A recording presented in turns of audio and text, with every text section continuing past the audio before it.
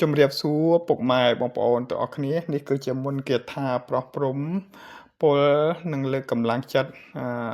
កូនធានរបស់យើងឲ្យមានភាពក្លាហាន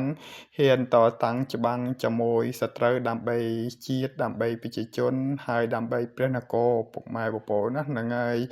ហើយមុននឹងចូលប្រយុទ្ធគឺយើងត្រូវកោទឹកធ្វើទឹកដើម្បីប្រោះព្រំពលរបស់យើងសិនពុកម៉ែបងប្អូនណាហ្នឹងហើយ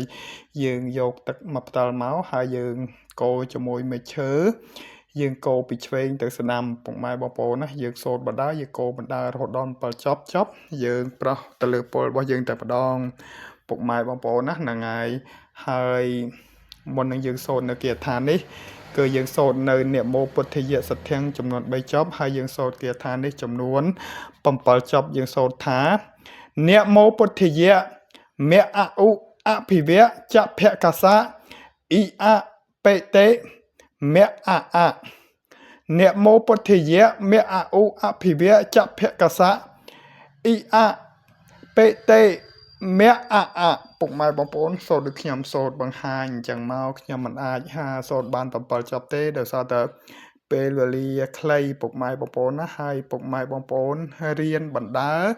ទន្ទិញបណ្ដើពុកម៉ែបងប្អូនណាឆាប់ចាស់ឆាប់ចាំហើយធ្វើទឹកប្រោះពលរបស់យើងបាន